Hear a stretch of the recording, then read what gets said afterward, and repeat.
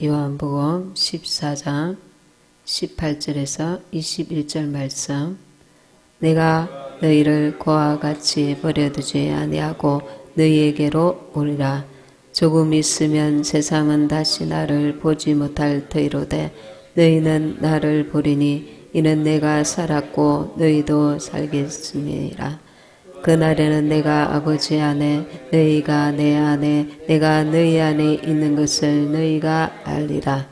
나의 계명을 가지고 지키는 자라야 나를 사랑하는 자니 나를 사랑하는 자는 내 아버지께 사랑을 받을 것이요 나도 그를 사랑하여 그에게 나를 나타내리라.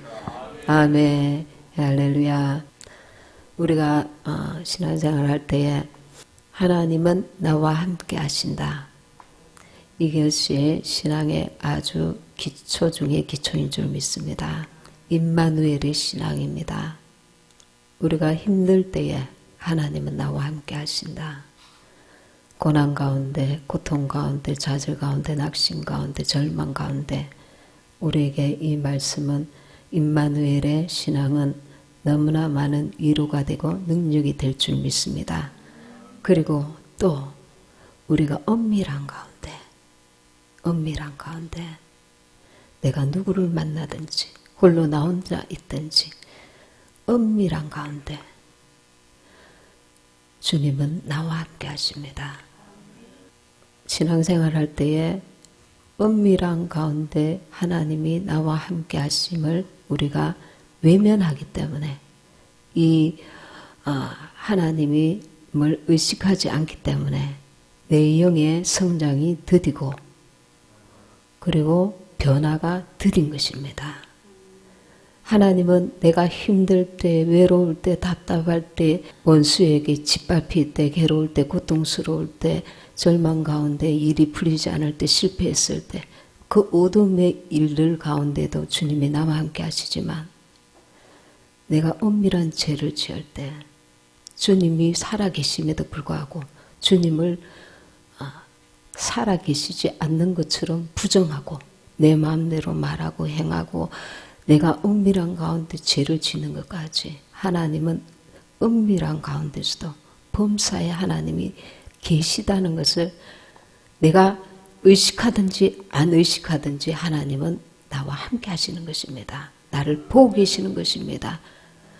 하나님이 이 은밀한 가운데도 범사에 나와 함께 하시는 것을 내가 때로는 믿으려고 의식하지 않기 때문에 하나님은 분명히 그리 하시는데도 내가 육신이 너무 강하여서 이 영적인 그 팩트, 진리 앞에 내가 육신대로 삶으로 인해서 우리는 번번이 실패하거나 미끄러지거나 안 그러면 머물러 있거나 안 그러면 나아가지 못하거나 원수에게 밥이 된단 말입니다. 우리가 임마누엘의 신앙을 어떤 때 많이 쓰느냐 하면 힘들 때, 괴로울 때, 고통스러울 때, 실패할 때 하나님 나와 함께 하신다. 그러나 엄밀한 가운데 내가 죄를 지을 때 하나님 나와 함께 하신다. 이것을 거부하려고 합니다. 이것이 불신앙입니다. 불신앙. 하나님이 나와 함께 하신다.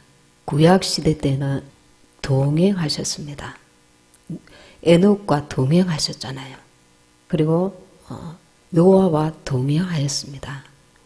그런데 신약에 와서는 우리에게 아주 심각하게 사건이 벌어졌습니다. 무슨 사건입니까? 20절에 보시면 14절 20절에 그날에는 내가 아버지 안에 너희가 내 안에 내가 너희 안에 있는 것을 너희가 알리라. 성령이 우리가 예수님을 영접하고 그리고 사모하는 영혼에 성령이 임하십니다. 우리 영 속에 그분이 들어와 아예 좌정하고 계십니다. 근데 내 영 안에는 들어오셨는데 옛사람인 내가 내 자아가 영적인 사실을 인정하고 환영하고 영접하지 않고 영 안에만 그분을 가둬두시는 거예요. 내 옛사람이 옛사람임을 거부하고 새 사람으로 살아야 되는데 새 사람으로 산다는 건 내 영 안에 계신 주님이 나로 사는 것입니다. 내 영이 나를 주도하는 것입니다. 그러니까 옛사람이 죽고 내 안에 이제는 내가 사는 것이 아니요, 내 자아가 옛사람이 사는 것이 아니요 새 사람으로 살아야 되는 것입니다. 내 혼도 지배해야 되는 것입니다. 그럴 때에 이 성품의 변화가 일어납니다. 오랫동안 신앙생활을 했다고 해도 영 안에만 가둬두고 자기 혼은 펄펄 살아서 자기 감정대로, 뜻대로, 의지대로, 판단대로 삶으로 인해서 영에는 도무지 성장이 없는 사람들이 있습니다. 신앙생활을 오래 하고 예배를 계속 잘 드리고 성경 말씀도 열심히 읽고 그렇게 하는데도 내 영 안에 계신 주님은 여전히 영 안에 계시고 내 혼은 옛날 예 모습 그대로 산단 말입니다.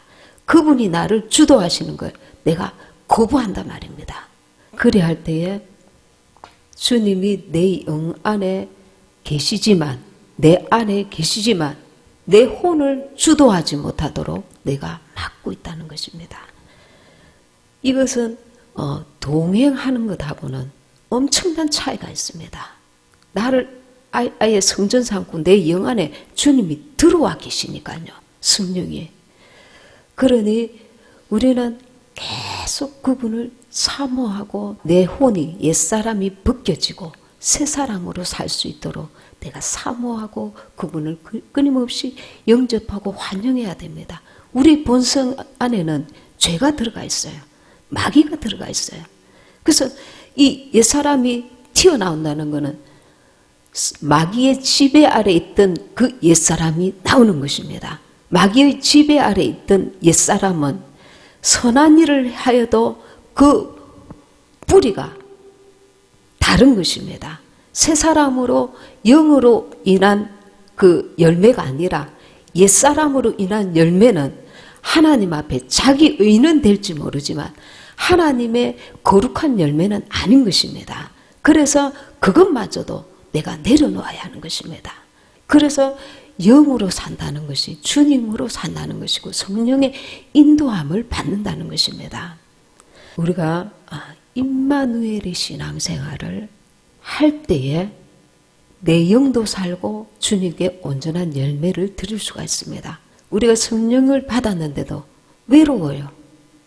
답답해요. 괴로워요. 물론 우리가 육을 가지고 있기 때문에 사람에게 상처받고 고통받고 이럴 때에 상처가 있고 고통이 있고 육체가 또 힘든 일을 할 때 육체가 힘에 겨워서 힘들 수 있습니다. 그러나 내 영 안에 계신 주님으로 말미암아 근본적인 평안이 있습니다. 내 혼까지 적셔올 때에 그 생수가 내 혼까지 이렇게 적셔올 때에 내 혼도 그로 말미암아 참 평안을 누릴 수가 있습니다.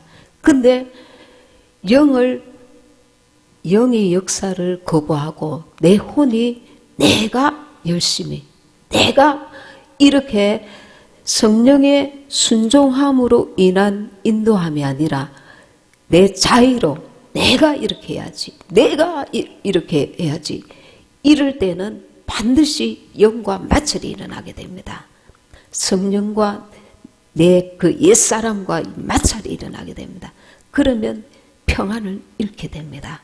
이 사람은 어떤 때는 영적이었다가 어떤 때는 육적이었다가 변덕이 심해지는 것입니다. 내가 이것을 분별하고 나를 쳐서 주님께 복종해야 되겠다. 이런 의식을 가져야 되는데 마음을 새롭게 함으로 로마서 12장 말씀처럼 마음을 내가 이 마음이 이 나의 그 육신의 마음이구나. 성령께서 주시는 새 마음이 아니구나. 이거를 자꾸 자각을 하려고 합니다. 해야 됩니다. 분별을 하려고 해야 된다는 것입니다. 이건 영적인 것, 이건 육적인 것, 이거는 내 옛사람이고 이거는 성령께서 주시는 마음이구나. 이것을 분별해 나가면서 나의 영적인 성장을 내가 사모해야 된다는 거죠. 근데 어떤 날은 육적으로 행했다가 어떤 때는 영적으로 행했다가 갈팡질팡하는 겁니다. 자기 스스로도.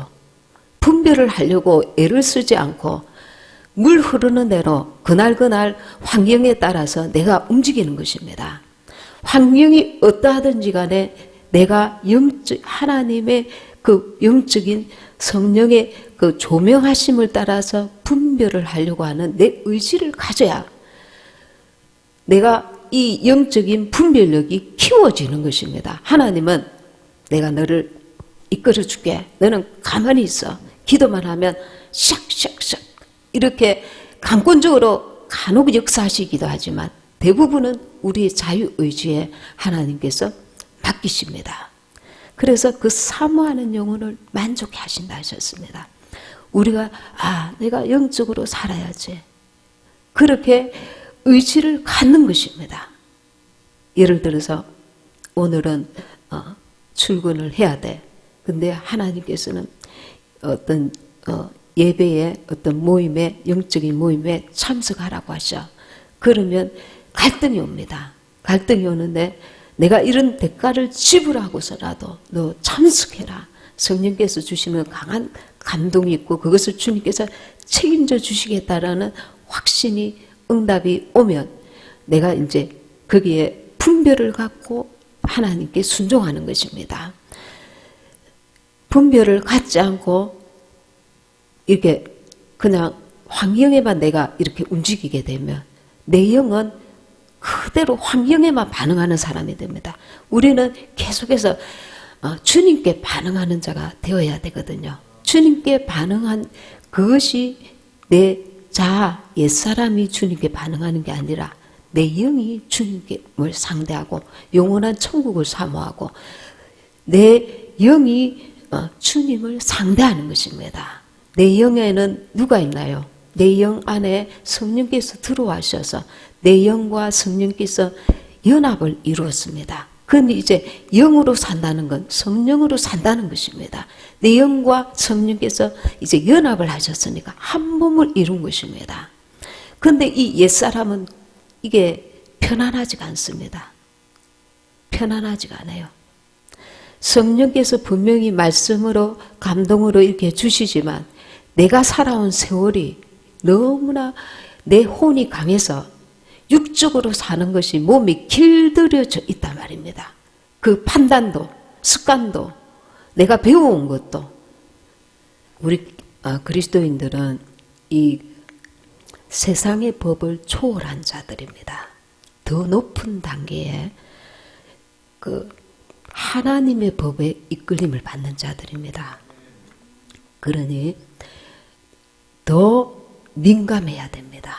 그 세상 법을 보다 더 높은 그 법의 이끌림을 받기 때문에 로마서 한번 찾아보겠습니다. 로마서 1장 24절 하나님께서 저희를 마음의 정욕대로 더러움에 내어 버려두사 26절까지 저희 몸을 서로 욕되게 하셨으니 이는 저희가 하나님의 진리를 거짓 것으로 바꾸어 피조물을 조물주보다 더 경배하고 섬김이라. 주는 곧 영원히 찬송할 이시로다. 아멘. 이를 인하여 하나님께서 저희를 부끄러운 욕심에 내어 버려 두셨으니. 거기까지. 이 마지막 때에는 신본주의에서 인본주의로 이렇게 많은 이들이 넓은 길로 가는 그런 때입니다. 신본주의는 하나님의 편에서 인도하시는 거고 인본주의는 인간의 입장에서 인도하는 나아가는 거죠. 인간의 입장에서 그 WCC를 대표적으로 우리가 생각해 볼 수 있습니다. 인간의 편에서 서로 하나 되자. 그러나 하나님께서는 그것을 영적 간음이라고 하시는 것입니다. 그런데 마지막 때는 이는 저희가 하나님의 진리를 거짓 것으로 바꾸어 피조물을 조물주보다 더 경배하고 피조물을 조물주보다 더 경배하고 여기서 우리가 밖으로 보이는 WCC를 얘기했는데 우리 보이지 않는 것으로 말씀을 드리면 자신입니다. 자신. 우리가 피조물입니다. 그런데 조물주보다 나를 더 경배하는 거예요. 하나님보다 내 생각이 더 중요한 것입니다. 하나님보다 내가 나를 하나님보다 더 사랑해? 내가 나를 하나님보다 더 경배해?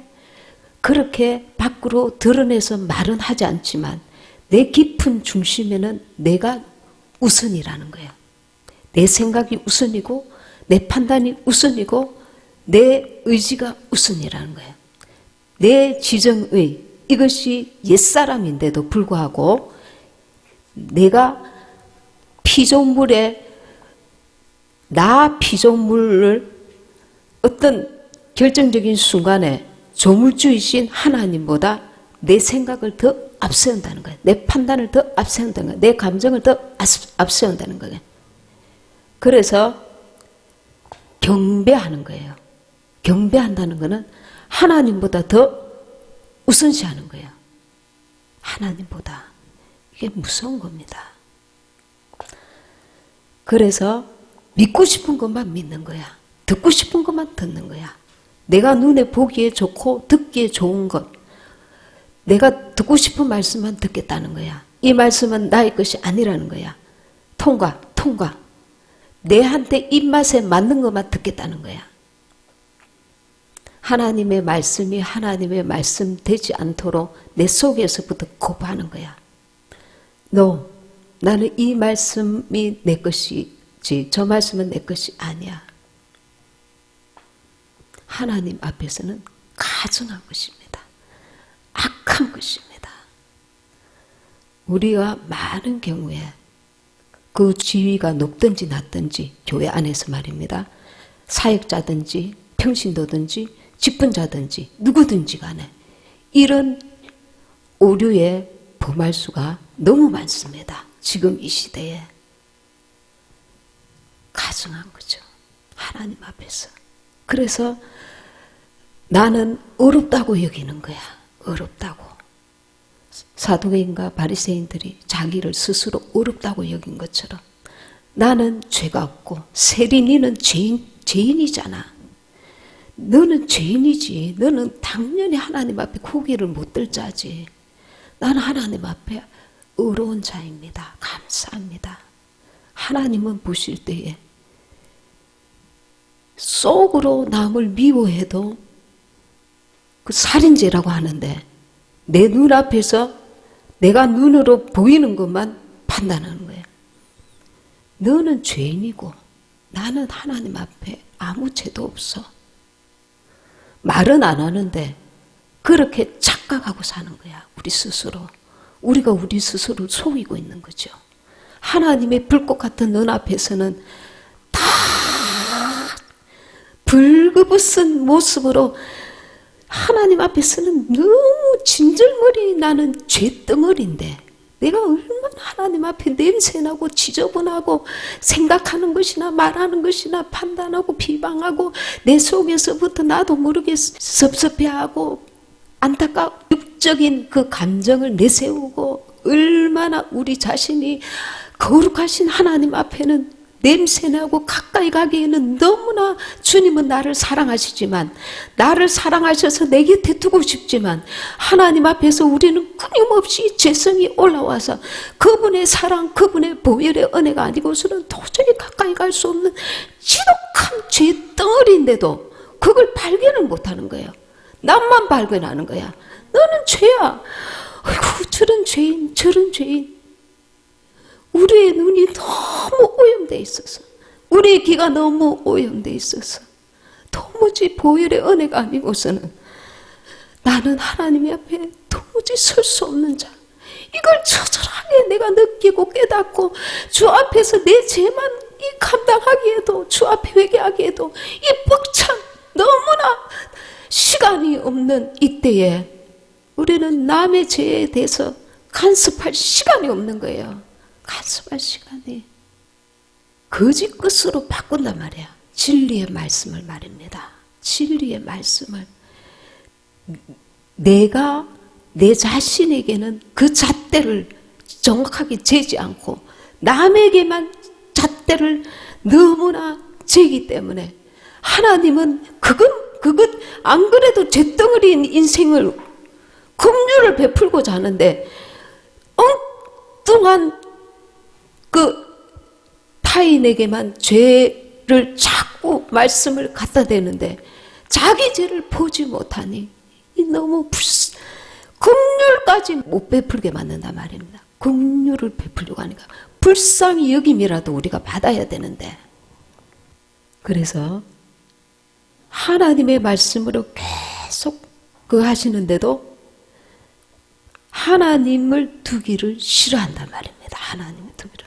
로마서 1장 28절에 또한 저희가 마음에 하나님 두기를 싫어하며, 내가 힘들 때만 하나님 임마누엘 하나님이야, 하나님 나와 함께 하신다, 하나님 도와주세요, 하나님 나와 함께 하시잖아요. 내가 은밀한 가운데 내 입으로 남을 욕하고 마음으로 생각할 때 그때는 하나님이 안 계시는 거야. 당연히 지금 내가 죄를 지을 때는 하나님이 안 계시다고 스스로 그렇게 작정하는 거야. 거부하는 거야. 내 속에서부터. 옛사람이니까. 거기서 나오는 것들이 옛사람이니까 거부하게끔 마귀가 그렇게 장난치는 거야. 지금 너는 옳고 너는 바르니, 너는 지금 하나님이 이 모습은 너를 판단하시지 않고 지금 이 순간만큼은 하나님이 너를 은밀하게 보고 계시지 않다고 생각하게끔, 우리가 외롭고 힘들고 답답할 때만 임마누엘의 하나님을 찾지, 내가 은밀하게 사람들 모를 때에 입으로 마음으로 생각으로 죄 짓는 것, 그것은 하나님이 보지 않고 계시고 계시지도 않다고 착각하게 만드는 겁니다. 하나님 두기를 싫어하게만, 하나님 두기를 싫어한, 하나님이 이 은밀한 죄 가운데도 보고 계시고 역사하고 계시고 함께 하시는데 하나님 두기를 마음이 싫어한다. 이때는 하나님을 생각하지 않을 거야. 스스로 그렇게 바리케이트를 탁 치고 나간단 말입니다. 그래서 자기 마음대로 산단 말입니다. 또한 저희가 마음에 하나님 두기를 싫어하며, 하나님께서 이제는 참다가 일이 일어납니다. 하나님께서 저희를 그 상실한 마음대로 내어 버려두사 합당치 못한 일을 하게 하셨으니, 이게 한 번에 일어나는 게 아닙니다. 계속해서 내가 내 옛사람으로 살기를, 그것을 붙들고 그리하고 또 그리하고 또 그리하고 또 그리하면 하나님께 그 마음에 하나님 두기를 싫어하는, 내 의지를 쳐서 옛사람이 이렇게 올라올 때에도, 죄가 올 때도 가인에게 너는 죄를 다스리라 했잖아요. 우리에게 그런 자유의지가 있단 말입니다. 그런데 죄야 너 들어와. 하나님은 이것을 죄라고 여기지 않아. 나에게는 죄라고 여기지 않아. 이렇게 하면서 죄를 끌어들입니다. 끌어들여서 하나님 보실 때에 그 가증함이 악에 찼단 말입니다. 그러면 저희가 마음에 하나님 두기를 싫어하며 하나님께서 저희를 그 상실한 마음대로 내어버려 두사 합당치 못한 일을 하게 하셨으니, 그때가 되면 이제 하나님께서 버려둔다. 버려둠에 그 저주가 얼마나 무서운지 아십니까? 버려둔다. 내어버려둔다. 내가 믿고 싶은 대로 믿고 내가 치사 선택하는 거야. 내가 주인이야. 내가 왕이야. 내가 신이야. 내가 주인이 되는 것입니다. 데살로니가후서 2장 11절에 보면 이러므로 하나님이 유혹을 저의 가운데 역사하게 하사 거짓 것을 믿게, 거짓 것을 이제 말씀이 아닌데 거짓 것을 자기가 믿게 되기까지 한단 말입니다. 눈이 미혹되어서 어두워져서 영적인 것이 이래서 무서운 것입니다. 우리가 얼마나 성령의 이끄심에 민감해야 되고 그 말씀의 인도함을 받으려고 우리가 대가를 지불하려고 그 말씀 앞에서 떨어야 하는지. 제가 옛날에 그 집회에 가서 오래전에 말씀을 들었습니다.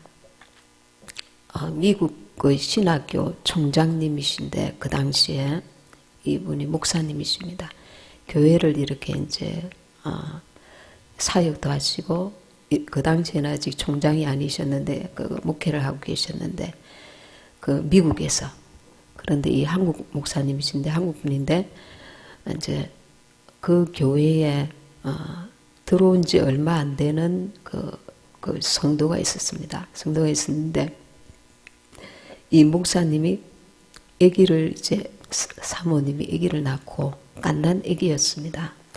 근데 이 층에 이렇게 이제 밑에 층에서 성도들이 점심 주일날 식사를 하고 이야기를 하고 있고 아기는 이제 2층에 그 유아실에 이렇게 아기 그 침대가 조금 높이 있는 그런 침대 위에다가 아기를 뉘어놓고 잠을 자고 있어서 이제 밑에서 이렇게 어른들이 식사 후에 서로 이렇게 대화를 하고 있었는데 대화하고 있는데 쿵 소리가 나는 거야. 주일날 어느 날 쿵 소리가 나서 순간적으로 깜짝 놀라면서 후다닥 뛰어가는데 무슨 사람 소리가 저쪽 문으로 나가는 소리가 딱 들리는데 보니까 아기가 갓난 아기 2중가이르밖에 안 됐는데 그 침대에 이렇게 이게 좀 높이 이렇게 이게 흔들거리는 아마 침대였던 것 같아요. 정확하게는 지금 기억이 안 나는데 거기서 떨어졌는데 그 높이가 제법 돼 있는데 애가 얼굴이 피투성이가 돼 있는 거예요. 그래서 놀래가지고 막 의사가 오고 이제 응급실에 가고 이제 경찰이 오고 막 경황이 없어서 병원에 갔다가 입원을 시켜놓고 이제 목사님 와가지고 이제 경찰 만나고 이러는데 너무 이렇게 확 충격적인 일인데 교회 안에서 막 너무 놀라고 이러는데 심증이 가는 그 사람이 있었어요. 마음에 이렇게 딱 심증이 가는 사람.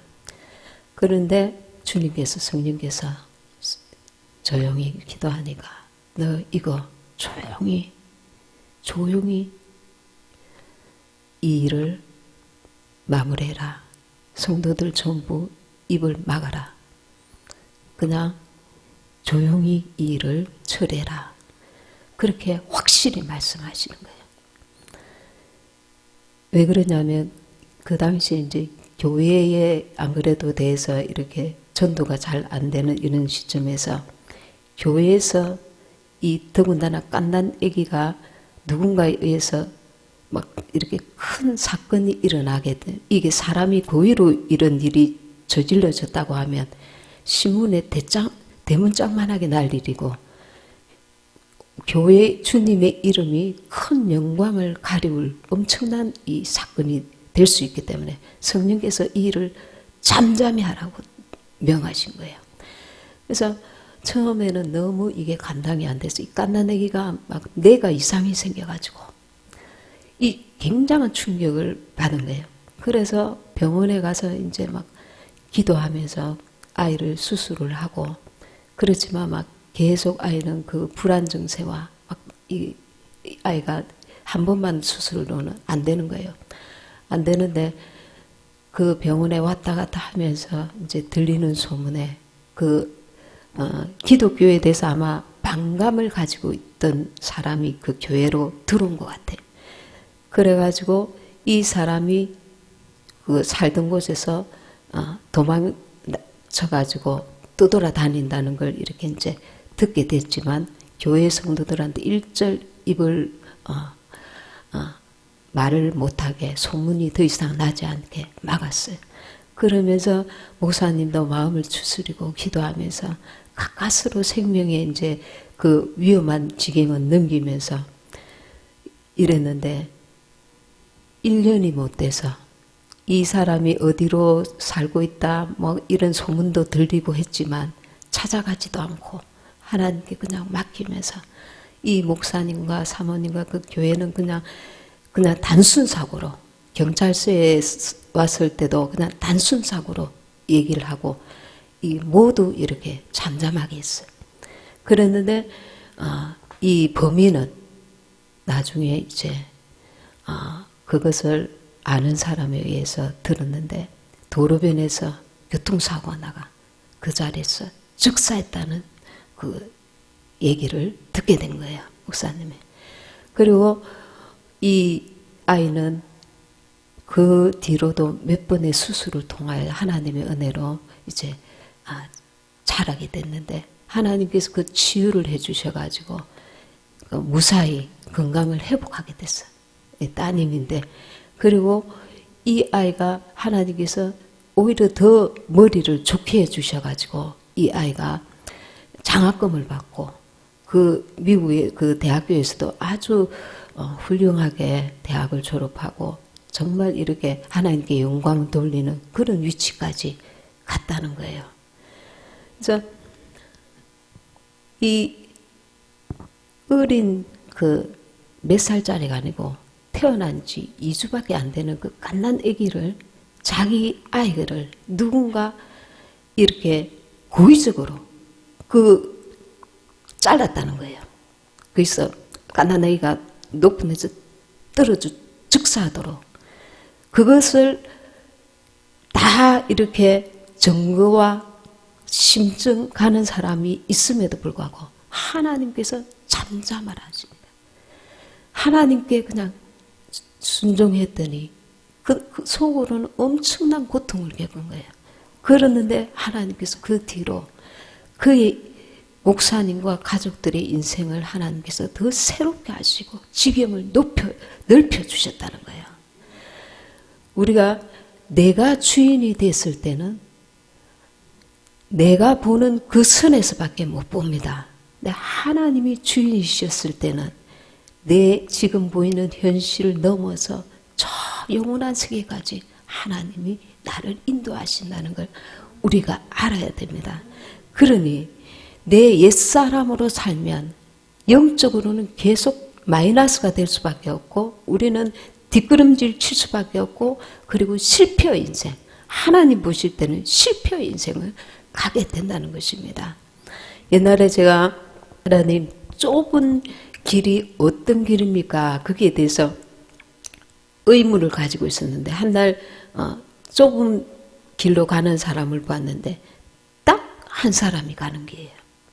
두 사람이 갈 수 없는 딱 한 사람이 가는 너무나 길이 협소해서 여유가 없이 딱 한 사람이 가는 거래. 갈 수밖에 없는 길입니다. 이 길은 어떤 때는 외로운 길입니다. 아무나 갈 수 있는 길이 아닙니다. 여러분, 저와 여러분이 하나님을 믿는 자체가 엄청난 축복이라는 걸 몰라서 우리는 실패의 삶을 사는 겁니다. 내가 한 사람이 예수 믿는 그 자체가 이거는 기적인 것입니다. 기적. 이렇게 많은 사람들 가운데 내가 한 사람이 하나님을 믿고 영원한 천국을 소망하고 있다는 이 자체가 도무지 기적인 것입니다. 남보다 잘나서 머리가 좋아서 돈이 많아서 어떤 하나님 앞에 정말 뭔가 잘해서 내가 아직 죄인 되었을 때 주님이 나를 불러주신 것입니다. 그러니 이 길을 가되 이왕이면 성령의 인도함을 받아서 진리의 말씀의 인도함을 받아서 이 땅에서는 도무지 상상할 수 없는 우리가 눈으로 볼 수도 알 수도 없는 영원한 그 하나님의 상급을 바라보고 가야 된단 말입니다. 그래서 좌절하지도 말고 낙심하지도 말고 주님이 나의 주인이시다. 그래서 우리가 자칫하면 내가 하나님의 인도함을 받는 삶을 살고 있다 착각할 수 있는 것입니다. 그것은 직분이 높은 자도 그렇고 직분이 낮은 자도 그렇고 그것은 예외가 없습니다.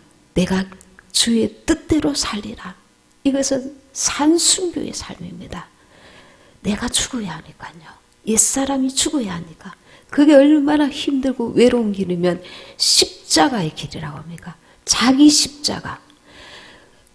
단번에 우리가 자기 십자가를 지고 딱 죽임을 당하면은 그것은 간단할 수 있지만 날마다 순간마다 내 옛사람을 거절하고 내 자아를 거절하고 영으로 살려고 하니까 이건 정말 힘든 거예요.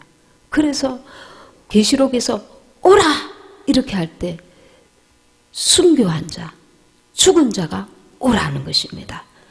옛사람이 죽고 새사람으로 사는 자, 산순교한 자도 오라 하고 목배임을 당한 자도 오라 하는 것입니다. 순교의 삶을 우리가 살아야 부활에 이룰 수 있다는 것을 알아야 합니다. 마귀는 이 마지막 때에 너는 하나님의 뜻대로 살고 있어. 내 자아를 부추깁니다. 저 사람은 마땅히 너가 비난해야 될 사람이야. 너가 판단해야 될 사람이야. 거부해야 될 사람이야. 그러나 하나님께서는 너가 아직 죄인 되었을 때에 내가 너를 위해 십자가 달려 죽었단다. 내 죄를 보지 않으면 하나님 앞에 내가 똑바로 설 수 없다는 걸 알아야 됩니다. 내 죄의 참상. 그래서 생각하는 것이 죄요. 말하는 것이 죄요. 이 옛사람은 죄가 득지 누구도 예외가 없습니다.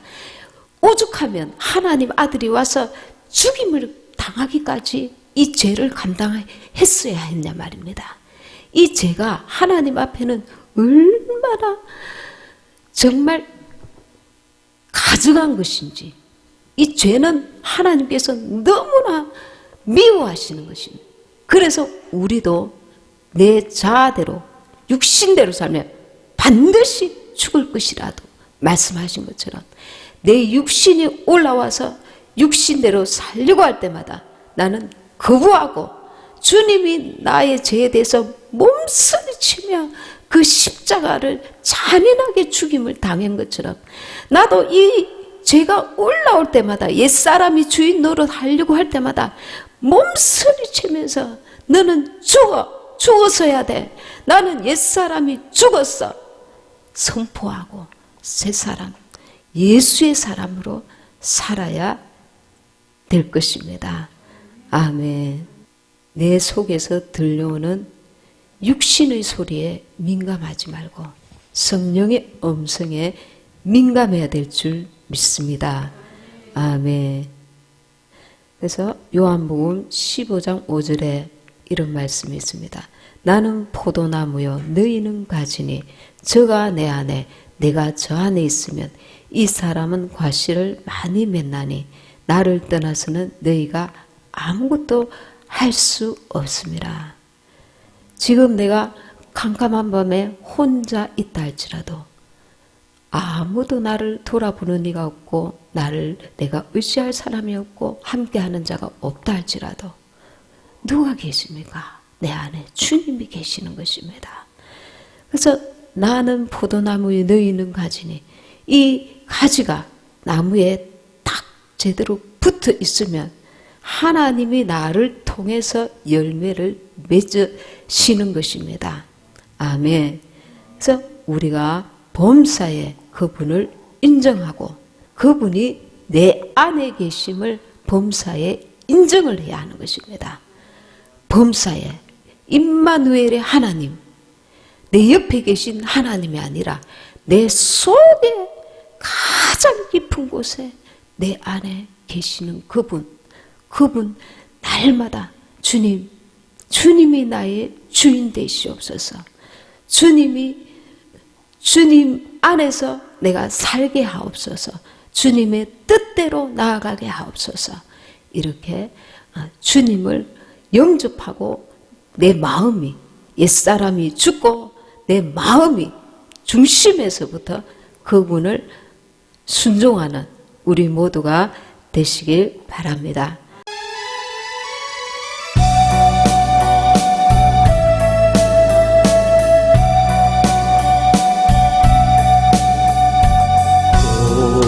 멀고 하루 길 나의 길을 나 혼자 가야 해. 멀고 험한 길 나의 길을 나 혼자 가야 해. 나 혼자 가야 해.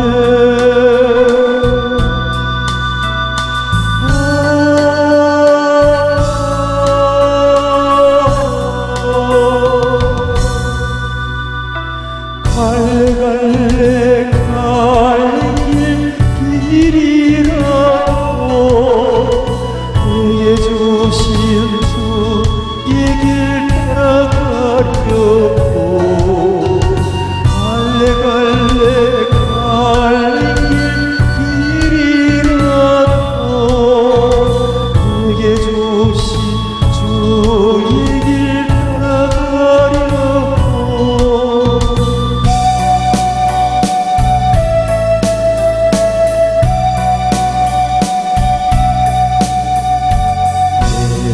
집은 갈리 해변 푸른 불법 시갈 수 없는데 내 사명